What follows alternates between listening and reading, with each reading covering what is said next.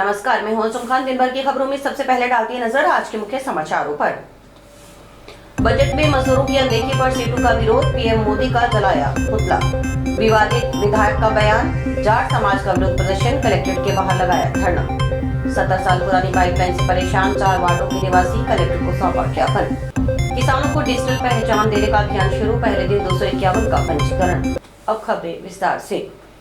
भारतीय trade union केंद्र के कार्यकर्ताओं ने केंद्र सरकार के वित्त मंत्री निर्मला सीतारमण द्वारा पेश किए गए 2025 के बजट का विरोध किया।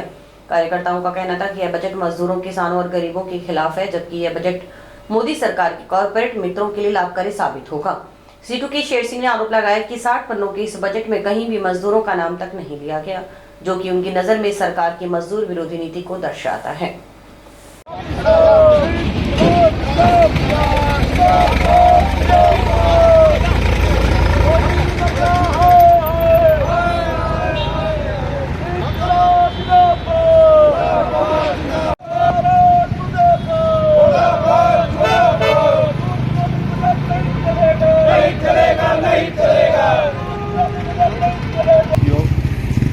22 साल का केंद्रीय बजट आया। भाजपा मोदी सरकार ने जो बजट रखा और एक बजट के अंदर पिछले 10 सालों से जो इनकी कलाकारी है, बड़े बड़े अर्थशास्त्री उस बजट को नहीं समझ पाए और वो बजट कहना क्या चाहता है और उसका मकसद क्या है, उसका फ्यूचर क्या है। क्योंकि बजट आता है संसद में और मोदी जी चुनाव में जो सभाएं करते हैं कि बिहार को 3000 करोड़ का पैकेज दे दिया, 2000 करोड़ का राजस्थान को पैकेज दे दिया और वही चीज़ें उनकी है वो सामने आती है। लेकिन इस बजट के अंदर पूरा विश्लेषण करने के बाद में एक बात समझ में आ गई कि किसान की एमएसपी का कोई भी जिक्र उसके अंदर नहीं किया गया। जो खरीद सरकार करे एमएसपी पर, जिसका बजट जो रखना चाहिए था, उसमें कटौती है, उसका कोई जिक्र ही नहीं है। और मजदूर के लिए, जो ग्रामीण मजदूरों के लिए मनरेगा का कानून है और उसका बजट जो 1,38,000 करोड़ रुपए होने चाहिए, वो 86,000 करोड़ रुपए उसका बजट कर दिया है। इसका मतलब ये है कि 100 दिन का काम नहीं, अब बड़ी मुश्किल से आपको 40 या 45 दिन का काम मिलेगा। नरेगा का बजट कम किया गया है, मजदूरी उसकी बढ़ाने का कोई जिक्र इस बजट में नहीं आया। न्यूनतम मजदूरी के सवाल के ऊपर वित्त मंत्री निर्मला सीतारमण ने जो अभी देश का बजट पेश किया है, इस बजट में 60 पन्नों के बजट में एक भी शब्द मजदूरों का, खेत मजदूरों का, मेहनतकश जनता के लिए उन्होंने उसमें नहीं लिखा। और इस बजट से जो उम्मीदें थी और जो वो महिमा मंडन किया जा रहा है कि ये बहुत ही फायदे का बजट है, असल सच्चाई उसके उल्ट है कि उनका बजट किसी के समझ में नहीं आया। मजदूरों की न्यूनतम मजदूरी का सवाल था, उस पर कोई सवाल नहीं है। बेरोजगारी का सवाल था, रोजगार कैसे बढ़ेंगे, उस पर कोई सवाल नहीं है। किसानों की एमएसपी था, उस पर कोई सवाल नहीं है। तो ये जो बजट आया है, ये बजट समझ से परे है और किसी भी प्रकार का इसमें किसान का, मजदूरों का, खेत मजदूरों का, चाहे वो एमएसपी, किसी भी सवाल पर वो खरा नहीं उतरता है। इसलिए हमने आज बजट के विरोध में सीटू की और अखिल भारतीय खेत मजदूर यूनियन की केंद्रीय संयुक्त काल के ऊपर आज हनुमानगढ़ में प्रधानमंत्री नरेंद्र मोदी का पुतला फूंका है। क्योंकि उनकी जो नीतियां हैं वो कौर किसानों के लिए है, वो किसानों, मजदूरों, मेहनत की जनता के लिए, हिंदुस्तान के लिए नहीं है। इसलिए ये जो बजट है, ये मेहनत की जनता विरोधी है, घोर विरोधी है और इसका हम प्रतिरोध करते हैं, पुरजोर विरोध करते हैं। उसी आधार पर हमने आज प्रधानमंत्री नरेंद्र मोदी का पुतला फूंका। निर्दलीय विधायक गणेशराज बंसल के विवादास्पद बयान ने जिले में तनाव की स्थिति पैदा कर दी है। विधायक ने 28 जनवरी को मीडिया से बातचीत में कहा था कि कुछ समुदायों ने मूल ओबीसी का हक खा लिया है, जिसके बाद विभिन्न समाज के लोगों में आक्रोश फैल गया है। आज जाट समाज और सर्व समाज ने जिला कलेक्टर कार्यालय के बाहर पड़ाव डाल विरोध प्रदर्शन किया। जिला कलेक्टर को राज्यपाल के नाम ज्ञापन भी सौंपा गया। जाट समाज और अन्य सामाजिक संगठनों ने इस बयान को समाज में वैमनस्य फैलाने वाला बताते हुए कड़ी निंदा की। प्रदर्शनकारियों का आरोप है कि विधायक बंसल ने पहले भी जाट समाज के खिलाफ अपमानजनक टिप्पणियां की थी, जिसके लिए उन्हें माफी मांगनी पड़ी थी। विरोध प्रदर्शन कर रहे लोगों की मांग है कि विधायक के खिलाफ एफआईआर दर्ज की जाए और उनकी विधानसभा सदस्यता रद्द की जाए। स्थानीय नेताओं का कहना है कि विधायक के खिलाफ पहले भी कई आपराधिक मामले लंबित हैं और उन पर धनबल का दुरुपयोग कर जांच प्रभावित करने का भी आरोप है। कुछ लोगों का मानना है कि यह बयान नगर परिषद की सभापति रहते हुए किए गए कथित भ्रष्टाचार से ध्यान भटकाने का प्रयास है। हनुमानगढ़ की पहचान विभिन्न धर्मों और समुदायों के बीच भाईचारे के लिए रही है। स्थानीय समुदायों का कहना है कि ऐसे विवादास्पद बयानों से इस सौहार्द को नुकसान पहुंच सकता है। अब सभी की नजरें राज्य सरकार पर टिकी हैं कि वह इस मामले में क्या कार्रवाई करती है। 28 तारीख को स्थानीय निर्दलीय विधायक ने जो एक जाति विशेष या मैं कहूँ किसान वर्ग को लेकर एक बहुत ही अभद्र टिप्पणी की, समाज को बांटने की टिप्पणी की।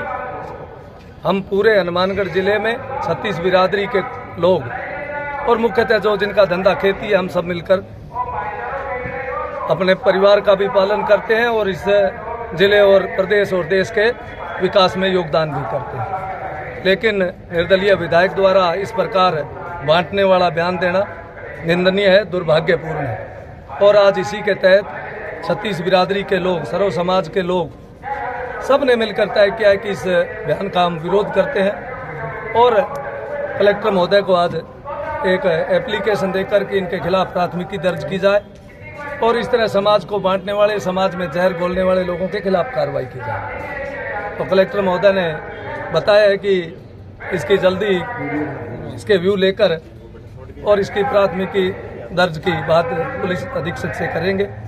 तो आज सर्व समाज ने ज्ञापन दिया है। इंद्रपाल जी रणुआ जो यहाँ समाज के अध्यक्ष हैं, सभी समाजों के और समाज के सभी समाज के अध्यक्ष हमारे साथ हैं। अगर आज मुकदमा दर्ज नहीं होता तो अगला कदम तो आगामी जो हमारी रणनीति है, जो हमारी कमेटी है 21 लोगों की, वो आगे जो तय करेगी निर्णय, उसी के अनुसार ये 36 बिरादरी के लोग, ये सर्व समाज के लोग, सर्व समाजों को आपस में जो लड़ाने का काम या जो वीडियो एक उनका वायरल हुआ, इनका बहिष्कार करो। पहले तो मैं उसको बताना चाहता हूँ कि वो कौन है बहिष्कार कराने वाला, न कराने वाला, या उसको जाट समाज ने या बिश्नोई समाज ने, अग्रवाल समाज ने, मुस्लिम समाज ने, कौन सा ऐसा समाज है जिन्होंने वोट नहीं दिए?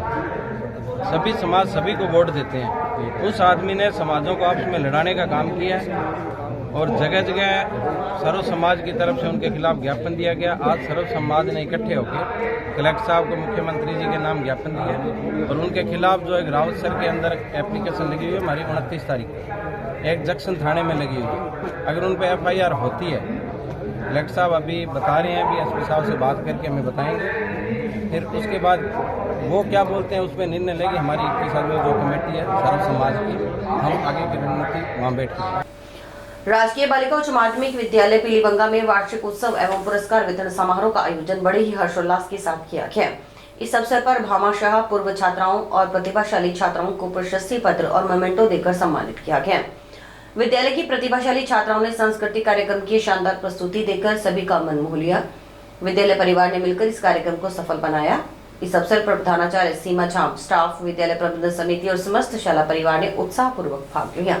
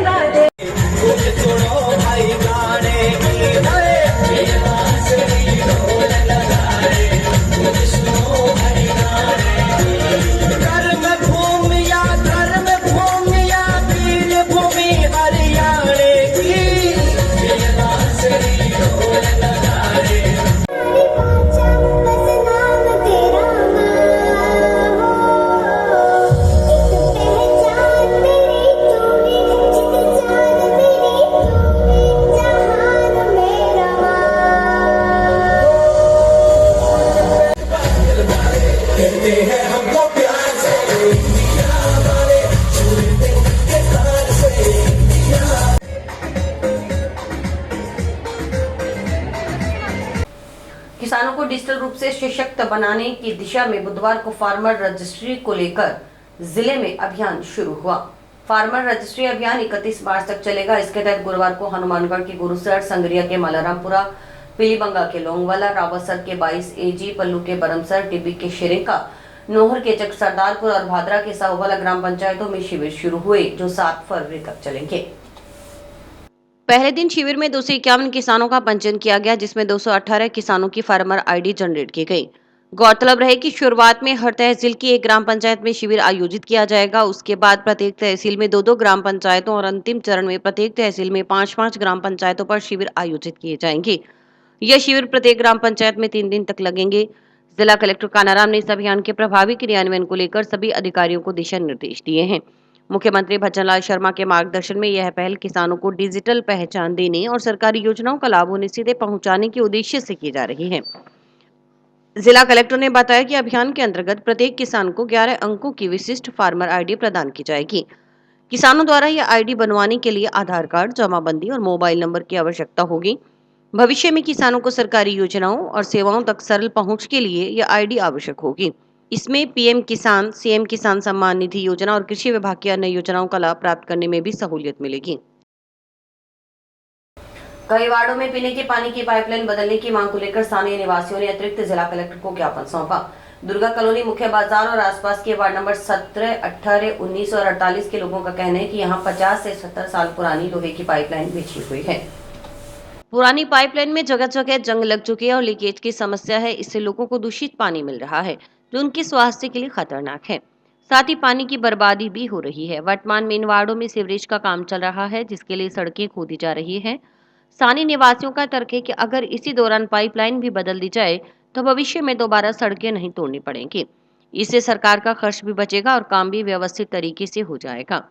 लोगों का कहना है कि शुद्ध पेयजल हर नागरिक का मौलिक अधिकार है। पुरानी पाइपलाइन बदलने से उन्हें स्वच्छ पानी मिल सकेगा। अतिरिक्त जिला कलेक्टर से निवासियों ने आग्रह किया कि वे इस समस्या पर तत्काल ध्यान दें और सीवरेज कार्य के साथ ही पाइपलाइन बदलने का काम भी शुरू करवाएं।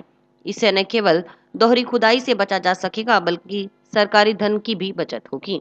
आज भारतीय जनता पार्टी मानगढ़ जंक्शन नगर मंडल के कार्यकर्ताओं का एक प्रतिनिधि मंडल आज अतिरिक्त जिला कलेक्टर महोदय से मिला।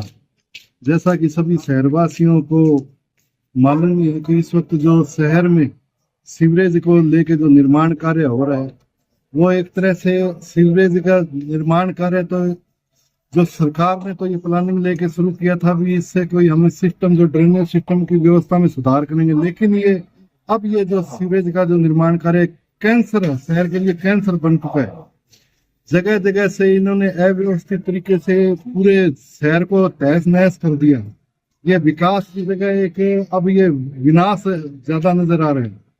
पानी की पाइपलाइन तोड़ रहे हैं और जो इनमें मटेरियल भी डाला जा रहा है। जहाँ सीवरेज का निर्माण कार्य जैसे 12 नंबर सेक्टर हाउसिंग बोर्ड में जहाँ जहाँ ये सीवरेज का निर्माण कार्य पूरा हो चुका है, वहाँ क्वालिटी भी अच्छी नहीं है और चैम्बरों से पानी लीकेज हो रहा है। इस तरह की समस्याएं आ रही है। और आज हम सभी प्रत्येक वार्ड से आज लगभग भारतीय जनता पार्टी के जो कार्यकर्ता आज मिलने के लिए आए, उन्होंने अपनी व्यथा, अपना दुख जो सीवरेज से जो समस्याएं आ रही है उनको लेके आज कलेक्टर साहब को अवगत कराया है। भी चलो ये आज सड़कें तोड़ रहे हैं जगह जगह से। पीछे जो सड़कें बनी थी, चाहे संगरिया रोड की आज आप मेन रोड ले लो, लगभग जो सड़कें तोड़ी है उनमें से 50% सड़कें ऐसी है जिनका गारंटी पीरियड भी अभी तक पूरा नहीं हुआ है। जैसे संगरिया रोड की जो सीसी सड़क बनी हुई थी, लगभग 1.5 फुट माल डाल के सीसी जो डाल के उसने ये सड़क बनी थी और बहुत लोगों ने इसके लिए भी मान लो भी आगे प्रशासन से एडमिनिस्ट्रेशन से गुहार लगा के 250 सालों में ये सड़क बनी थी और आज आप देखते हो सड़क के हालात इन लोगों ने क्या कर दिए। तो आज हमें पहले तो हमने ज्ञापन भी दिए थे, कार्यकर्ताओं ने, भाजपा प्रतिनिधि मंडल ने हमेशा इसको लेके समय समय पर विज्ञापन देते रहे हैं अपने। पर अब क्या है भी एक तरह से हम गुहार लगाने आए हैं भी साहब भी अब तो जैसे करके आपने इन लोगों ने सड़कें तोड़ दी और अब साथ के साथ में भी पानी की जो पाइपलाइन है दुर्गा कॉलोनी जैसे बाजार के सराउंडिंग एरिया के लाइन पर 4 वार्ड है, 17, 18, 19 और 48, 48। इन वार्डों में के सबसे पहले भी बाजार के वार्ड है, जो प्लानिंग एरिया में जो बने हुए वार्ड है, जैसे दुर्गा कॉलोनी में लगभग 50 से 70 साल पुरानी पाइपलाइन है जो बिछी हुई है। जिला कलेक्टर कानाराम के निर्देशन में बुधवार 5 फरवरी को सीएससी पक्कासारना में मानस अभियान के तहत नशा मुक्ति शिविर आयोजित किया गया। शिविर में 6 मरीजों ने मनोचिकित्सक से काउंसलिंग के बाद नशा छोड़ने का प्रण लिया। मनोचिकित्सक डॉक्टर भाल सिंह ने शिविर में आए मरीजों की काउंसलिंग की। मुख्य चिकित्सा एवं स्वास्थ्य अधिकारी डॉक्टर नंदी शर्मा ने बताया कि बुधवार को हनुमानगढ़ खंड की सीएससी पक्कासारना में नशा मुक्ति शिविर का आयोजन किया गया। शिविर में मनोचिकित्सक doctor Bhal Singh, CSC incharge doctor Sunil Vidyarthi व डॉक्टर अशोक कुमार ने मरीजों की जांच की। डॉक्टर शर्मा ने बताया कि सीएससी पक्कासारना में आयोजित कैंप में 58 मरीज उपचार के पहुंचे, जिनमें से 49 मरीज नशों का सेवन करते थे। कैंप में आए सभी मरीजों का स्वास्थ्य परीक्षण किया गया। इनमें से 6 मरीजों ने नशा छोड़ने की इच्छा जताई, जिनकी काउंसलिंग कर उपचार किया गया। पूर्व में आयोजित नशा मुक्ति शिविर में अपना उपचार करवा चुके 5 मरीज पुनरुपचार लेने के लिए शिविर में पहुंचे। शिविर के दौरान 23 मरीजों ने बताया कि वे चिट्टा और मेडिकेटेड नशों का सेवन करते थे। शिविर में मरीजों एवं उनके परिजनों को नशे के दुष्प्रभावों और परिवार व समाज पर होने वाले हानिकारक दुष्प्रभावों के बारे में जानकारी दी गई। कार्यक्रम के अंत में मरीजों और उनके परिजनों को नशा न करने की शपथ दिलवाई गई। समाचार अभी और भी हैं, देखते रहिए स्काई चैनल। नमस्कार दोस्तों, मैं डॉक्टर निधि डोमेवाले फोकस नागपाल आई हॉस्पिटल से, जो 40 साल से आंखों की बहुत अच्छी सर्विस दे रहा है। आपको ये बताते हुए मुझे खुशी हो रही है कि अब चश्मा निकालने का ऑपरेशन जो लेजर द्वारा किया जाता है, जिसे लेसिक कहते हैं, वो यहाँ पे शुरू हो चुका है। लेसिक यानी लेजर द्वारा आपके आँख का चश्मे का नंबर हटाया जाता है। ये चश्मे का नंबर हटाने के लिए लेज़र किरणों का प्रयोग किया जाता है। हमारे यहाँ हनुमानगढ़ में आधुनिक तकनीक की मशीनें हैं जो FDA अप्रूव्ड है, जो आपकी आंखों के लिए बहुत सुरक्षित है। बिना नुकसान के आपका चश्मे का नंबर हट जाएगा। लेसिक ऑपरेशन से मरीज़ को घबराने की कोई ज़रूरत नहीं है, क्योंकि इस ऑपरेशन में आपको आँख में कोई टीका लगवाने की ज़रूरत नहीं है। हम आँख को एक ड्रॉप यानी एक दवाई के द्वारा सून करेंगे, उसके बाद आपका ऑपरेशन होगा, जो कि 10 से 15 मिनट में हो जाएगा। चलो आए, लेसिक ऑपरेशन के द्वारा अपनी नई जिंदगी की शुरुआत करें और चश्मा से मुक्त हो जाए। राजस्थान राज्य महिला आयोग के अध्यक्ष शुक्रवार को जिले के दौरे पर रहेंगे। अध्यक्ष गुरुवार शाम हनुमानगढ़ पहुंचेंगे और शुक्रवार सुबह 11 बजे जंक्शन स्थित सर्किट हाउस में जन सुनवाई करेंगे। इसमें जिले की महिलाओं की समस्याओं को सुना जाएगा और उनके निस्तारण की व्यवस्था सुनिश्चित की जाएगी। इसके बाद दोपहर 3 बजे मीडिया कर्मियों से रूबरू होंगे और प्रेस कॉन्फ्रेंस करेंगे। इसके बाद चूरू के लिए रवाना होंगे। और इसी के साथ समाचार समाप्त हुए। रोजाना देखते रहिए समाचार। नमस्कार।